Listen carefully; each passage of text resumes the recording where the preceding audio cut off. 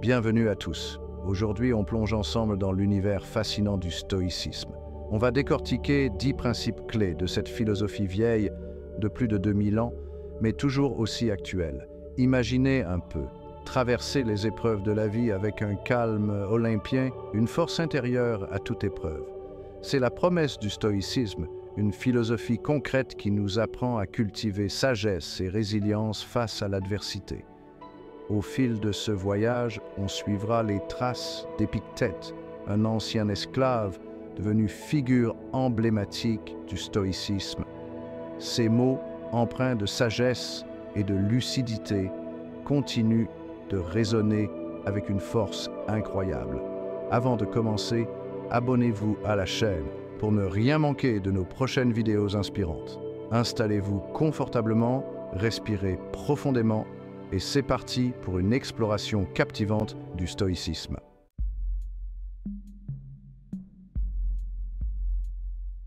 Premier principe stoïcien au programme, l'acceptation. Attention, accepter ne signifie pas se résigner passivement, mais plutôt reconnaître avec lucidité ce qui échappe à notre contrôle. La vie est un savant mélange d'éléments que l'on peut influencer et d'autres qui restent hors de notre portée. S'entêter à vouloir changer l'immuable, c'est foncer droit dans le mur de la frustration et du désespoir.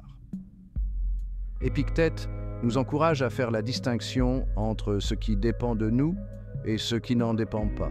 Notre corps, nos possessions, notre réputation, tout cela est soumis aux caprices du destin. Par contre, nos pensées, nos jugements, nos actions, voilà le terrain fertile où s'exerce notre libre arbitre. Accepter ce que l'on ne peut changer, c'est choisir de concentrer son énergie précieuse sur ce qui dépend vraiment de nous.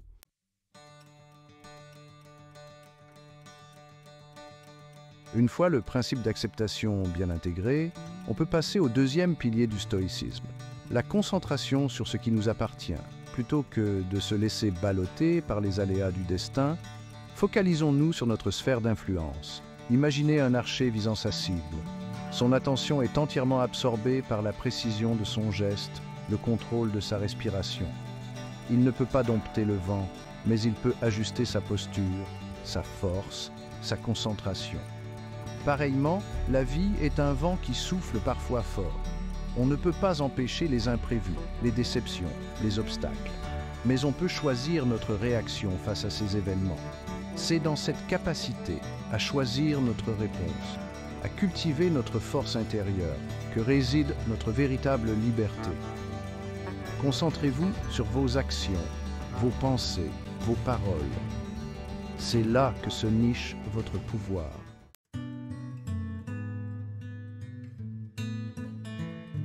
Le monde est un tourbillon de choses qui nous échappent. Le vent, la pluie, les paroles des autres, les caprices du destin. Tout semble nous éloigner de notre tranquillité d'esprit. Mais Épictète, ce sage stoïcien, nous offre une lueur d'espoir. Il nous rappelle que nous possédons une citadelle intérieure, un espace où le chaos du monde extérieur ne peut pénétrer. Cette citadelle, c'est la vertu.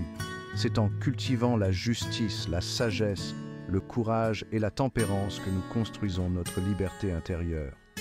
Car la vertu est le seul domaine sur lequel nous avons un contrôle absolu. En la pratiquant, nous cessons d'être des feuilles mortes ballottées par le vent des circonstances.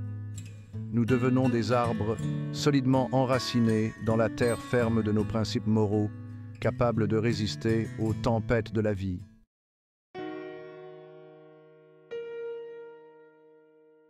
On aime croire que l'on voit le monde tel qu'il est, objectivement, sans filtre ni déformation.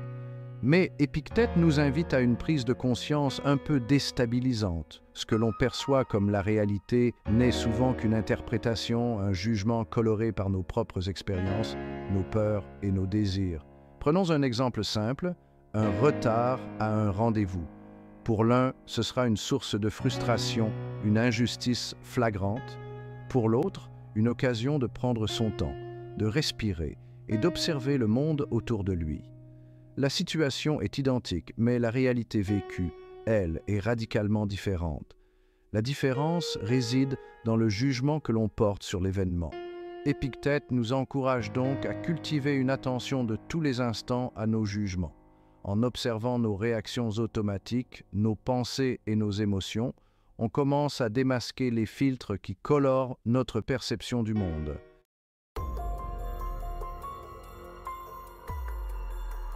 Vivre dans l'illusion que la vie sera un long fleuve tranquille, c'est s'exposer à une grosse désillusion. La vie, nous rappelle Épictète, est un chemin semé d'embûches, de revers et d'imprévus. Ignorer cette réalité, c'est comme partir en mer sans se soucier de la météo, mais se préparer à l'adversité ne signifie pas vivre dans la peur ou l'appréhension constante. Il s'agit plutôt d'adopter une attitude de sage anticipation. Imaginer les difficultés que l'on pourrait rencontrer, c'est déjà commencer à construire sa résilience.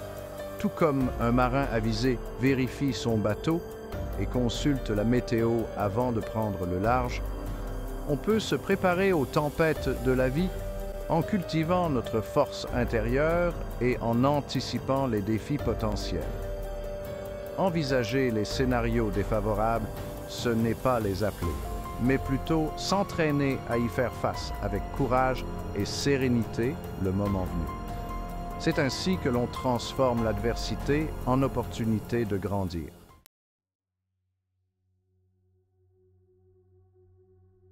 Sixième principe du stoïcisme, la culture de l'humilité. Dans notre quête de sens et de bonheur, nous cherchons souvent à nous élever au-dessus des autres. On a souvent tendance à se croire au centre de l'univers, oubliant que nous ne sommes qu'une partie d'un tout. Cette illusion d'auto-importance nourrit l'anxiété et le stress, car on se sent alors responsable du cours des événements qui nous échappent. L'humilité, à l'inverse, nous libère de ce fardeau, nous rappelle notre place dans le grand ordre des choses et nous aide à trouver la paix intérieure. Elle nous permet de reconnaître que nous ne sommes qu'une infime partie d'un tout beaucoup plus vaste et complexe. Loin d'être une faiblesse, l'humilité est une source de force intérieure, une force qui nous permet de rester ancrés et centrés. En contemplant l'immensité de l'univers, en observant les étoiles et les galaxies, on prend conscience de notre propre finitude et de notre place modeste dans ce vaste cosmos. Cette prise de conscience peut sembler décourageante au premier abord, car elle nous confronte à notre petitesse, mais elle est en réalité libératrice, car elle nous permet de lâcher prise. Elle nous décharge du poids écrasant de l'ego, de cette pression constante de devoir tout contrôler, et nous ouvre à une perspective plus sereine sur la vie, une perspective où l'acceptation et la gratitude prennent le dessus. Lorsque l'on accepte notre place dans l'ordre naturel des choses, que l'on embrasse notre humilité, on cesse de lutter contre l'inévitable et on trouve la paix. On peut alors se concentrer sur ce qui est réellement important, les relations, la croissance personnelle, vivre pleinement le moment présent, savourer chaque instant, cultiver la gratitude pour les choses simples de la vie, les petits bonheurs quotidiens et contribuer au bien commun en apportant notre pierre à l'édifice de l'humanité.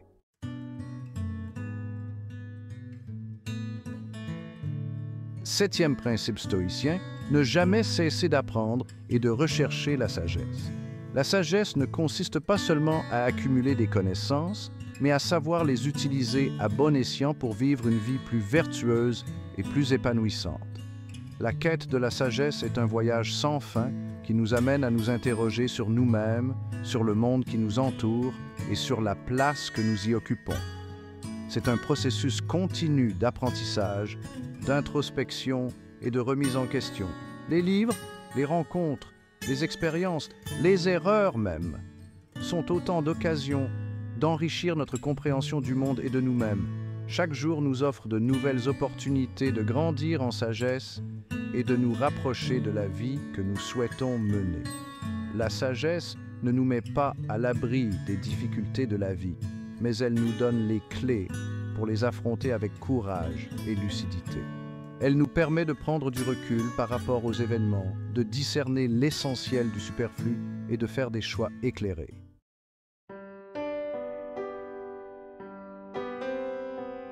Le 8e principe du stoïcisme met l'accent sur l'importance de cultiver la gratitude.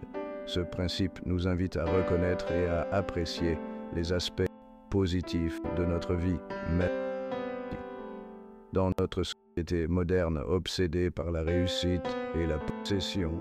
Il est facile de passer aux petites choses qui font la beauté de la vie.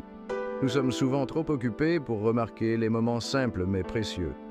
On est constamment bombardé de messages qui nous poussent à désirer toujours plus, ce qui engendre frustration et insatisfaction chronique.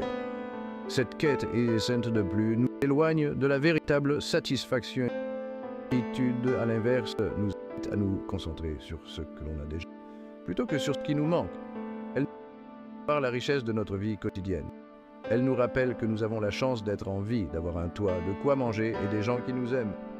Ces éléments, souvent pris pour acquis, sont des trésors inestimables. Prendre le temps chaque jour de cultiver la gratitude, c'est nourrir un sentiment de contentement et d'apaisement intérieur. Cela peut être aussi simple que de tenir un journal de gratitude ou de méditer sur les aspects positifs de notre journée. C'est apprendre à la beauté du moment présent, à gâcher par des regrets du passé ou des inquiétudes pour l'avenir. La gratitude nous ancre dans l'instant présent. La gratitude n'est pas un simple sentiment passif. Elle est active et dynamique. Elle nous pousse à agir avec bienveillance envers nous-mêmes et envers les autres. En étant reconnaissant et plus empathique et généreux, lorsque l'on est reconnaissant parce que on est plus enclin à partager notre bonheur et à contribuer au bien-être de ceux qui nous entourent. La gratitude crée un vertueux de positivité et de bien-être.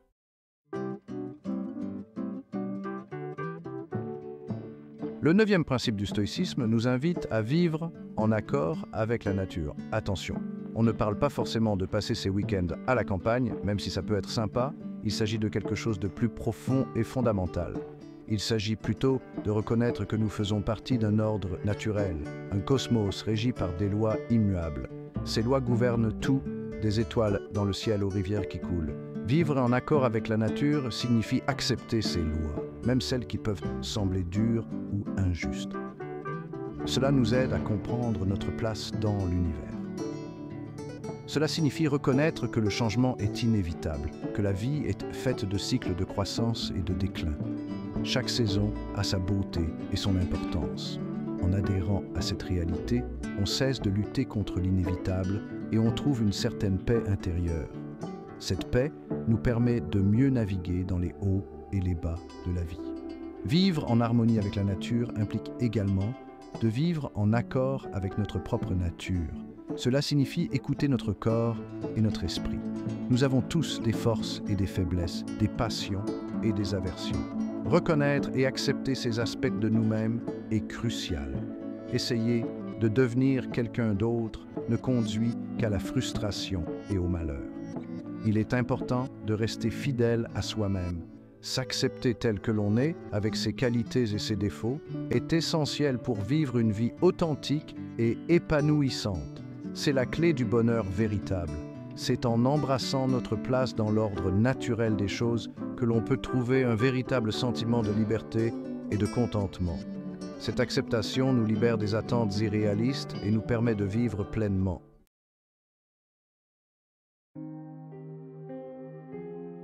Le dernier principe stoïcien est peut-être le plus difficile à appréhender, le memento mori, la conscience constante de notre propre mort. Loin d'être morbide, cette réflexion est une invitation à vivre chaque instant. Savoir que notre temps est compté donne à chaque jour une valeur inestimable. Combien de projets avons-nous remis à plus tard? Combien de rêves avons-nous laissés de côté en pensant avoir tout notre temps? Ce souvenir de notre finitude nous pousse à l'action, à vivre avec intention et à poursuivre ce qui compte vraiment. Cela nous aide à faire le tri, à ne pas gaspiller notre énergie dans des conflits futiles ou des préoccupations insignifiantes. La mort, bien que redouée, peut être un puissant moteur de vie. Dans notre finitude, on apprend à apprécier la beauté et la fragilité de chaque instant. Le stoïcisme nous enseigne que la mort n'est pas l'opposé de la vie, une partie intégrante de celle-ci.